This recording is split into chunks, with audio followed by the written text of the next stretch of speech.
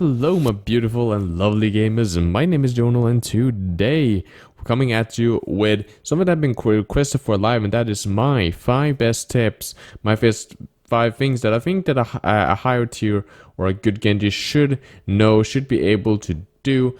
And this is something that I don't see a lot of YouTubers talk about, and when I see people do like Genji guides, it seems like it's kind of like left out, stupid. Some of these of course has been covered, but it's the stuff that I believe is very, very important for you guys to learn to master if you want to be good with Genji right now, or at least in the upcoming future. Of course you need to have the basics down, but in the end this is stuff that is really make it or break it for a good Genji. Now, right before we start, I want to say welcome to all you lovely new subscribers. Thank you for the likes, the support, the activity in the Discord, which I would really like to see even more of. Also, my followers on Twitter, of course. Thank you for following me on Twitter. And of course, I want to say thank you for everyone that is wanting to check out my Twitch channel, that's coming in there, talking to me, being active in the chat, and or in general just watching and having a great time. I think it's really amazing. It's a place where you guys can ask me questions, I can answer them, I can even maybe show you in game, and I can actually give you guys attention as what I really wanted to, or in general just have a good laugh with you guys. So the times for that is on this screen. I normally start, well, Monday, Wednesdays, Fridays, and then the weekends, depending on my team practice. But in general, I'm gonna stream today, as always, at 10 p.m. Norwegian time, which is UTC +1, or also known as 1 p.m. Pacific time zone if you live in the States, which is UTC -8. You can just fucking Google it. Like, it's really simple. There's a link to my Twitch down in the description if you want to check it out.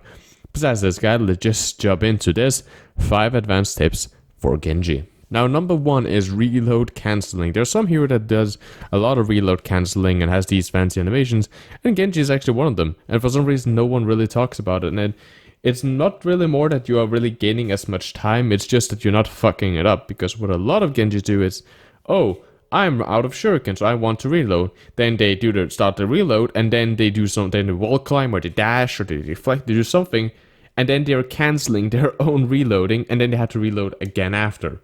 Which I've seen someone really fuck up a lot of times with, where they're like, okay, I'm out of ammo, and then they see this guy, and then they're like, I'm reloading, and then they dash, and then when when the guy is really, really low, they have to reload, so they have to melee him like 2 or 3 times, and it's just messy, it's inefficient. So there is actually a way of reload cancelling, or knowing when to be efficient with your dash, when you can actually dash. And you can see it here on the screen right now, actually in slow motion as well, just to make it easier for you guys to catch the eye. And as you guys can see, how it essentially works is that when you reload, first the arm or whatever it's called is opening, then it will feed in more shurikens.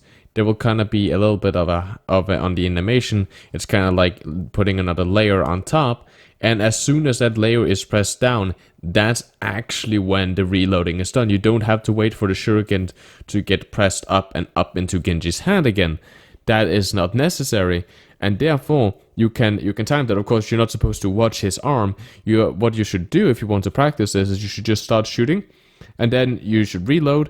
And in the beginning, look at the counter for 24. Look at the arm animation. One of the two. Just look down at that screen, and then just dash, and then you're okay. I did it correctly. Then you do that again and again and again. This way, you will learn not to. Then you will learn by head the timing that it takes for the reload to actually be finished without having to play the entire animation. And it's very, very important to learn that. So that's my first advanced tip. Learn how to optimize your reloading so you don't fuck it up, because this can be, you can kind of cancel the animation when you've done the reload. You can just cancel it by dashing, you can cancel it by deflecting, by wall climbing, by really anything. I even think you can do it by meleeing. So that's one of the first tips that I have for you guys is learn how to do that. Next up is how to aim with Genji's right click. Now, I talked about this a little bit in another video, but I think it's very, very important to understand, because you can fire it inefficient and you can fire it efficient. If you're using his right click is of course where you fired it in a horizontal line. I'm very sorry for those who play on console, I forget to say that all the time.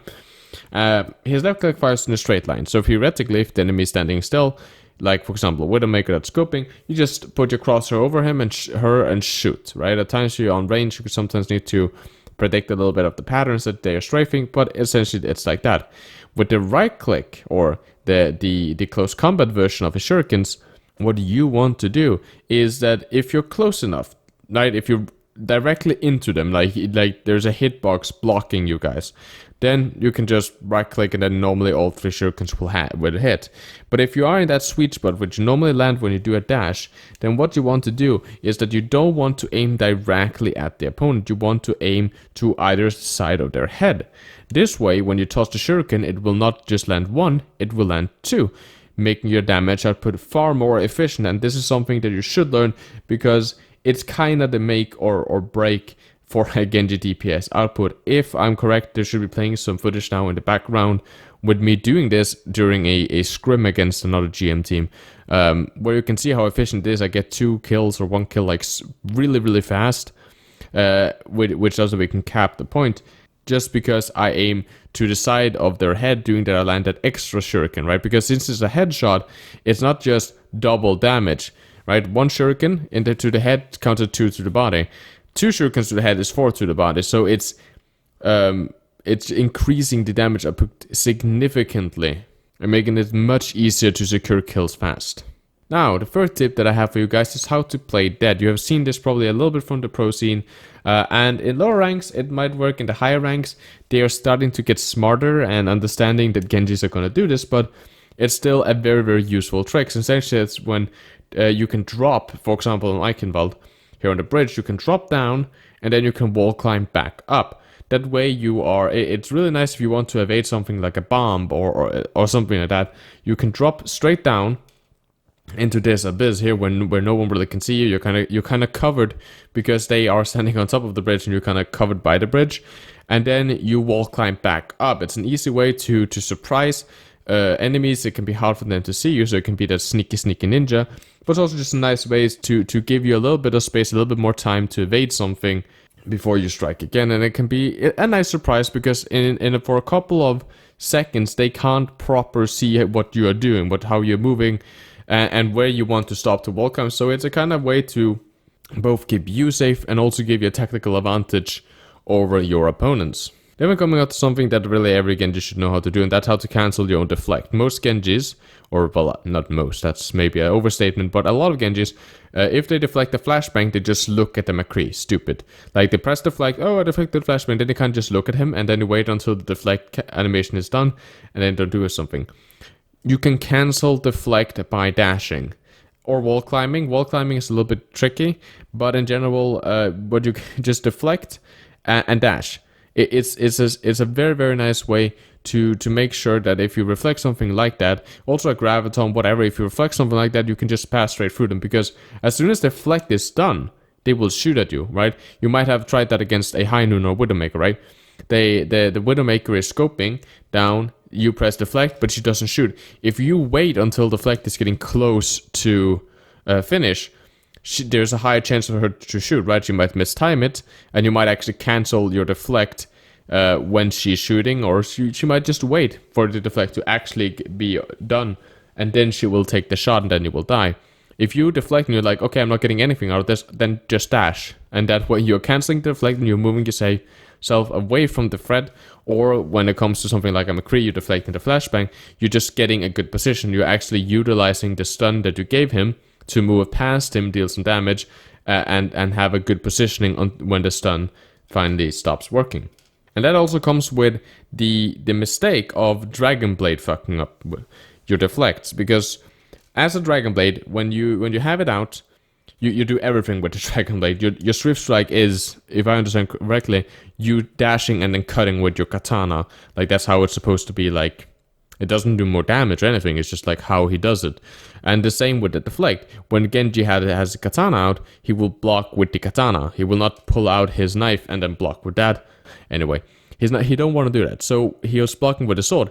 However, if you deflect in the end of your Dragon Blade, you're kind of fucking it up, because the animation for putting your Genji sword back into the scabbard is gonna cancel your deflect animation.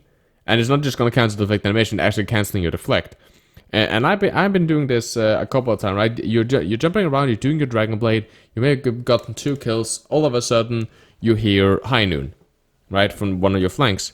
there's like 1 second, 2 seconds after the Dragon Blade, you do the rotation, you pop deflect, and then Genji is like, nope, Dragon Blade is off cooldown, and then he's putting away the katana, making you vulnerable for high noon, and then you get one tap. And it's super, super frustrating, so you just need to think about that so you don't fuck it up. Think that as soon as the Dragon Blade is over, he will remove the Dragon Blade, so don't deflect in the end of your Dragon Blade. Rather try to dash to the side, let the animation be cancelled, and then start deflecting. The last part here, I was thinking if I should talk about advanced wall climbing, or I should talk about Dragon Blade. And I'm gonna do Dragon Blade, so if you guys want me to talk about more advanced wall climbing techniques and how to kind of outmaneuver your opponents, and all these like amazing tricks that you need to do with wall climbing, drop down in the comments if you want me to do that. Besides that, the Dragon Blade is a strong tool. However, you have the problem, as always, with the cancelling effect. It takes a lot of time and it's really, really inefficient. And if you have already won the fight, it's kind of okay because, well, you already won the fight, so you putting your sword away is not really going to jeopardize anything. But in the middle of very, very close fights, you using time to remove your sword is kind of going to ruin everything. So there's a couple of ways to cancel this animation. This is something that everyone has talked about. But again, it's that one last second of your Dragon Blade. The one last second of your Dragon Blade, you can normally get off one last cut, and then the what can I say? The cut after that, it will start swinging, but it will never register. He will put away the sword. So when you have done your last cut, which you can count or you can see on the timer, how much time you have left, it's about a little bit under 1 second. If you have under 1 second, then you're screwed. Then you just need to dash. If you dash, then it will put away the katana while you dash, and you will not be in that animation. You can dash straight down, you can dash far, you can do whatever you want as long as you dash. You can also wall climb a little bit, which is really great because it will give you a high ground, so you can kind of shoot straight down your opponent, and it's much better than you standing in the open and just taking damage. So that is the last guide or tip that I have from Genji, at least for this one. If you want a part 2 or something like that, then drop them down in the comments, drop down your own tips, and drop down your suggestion to what videos you want me to make. If you have any topics that you're wondering or want me to talk about, then drop them down in the comments and I'll try to either respond there or make a whole video about it. Besides that, guys, I hope you have a lovely, lovely gaming experience. As always, stay positive and keep the enemy in your crosshair.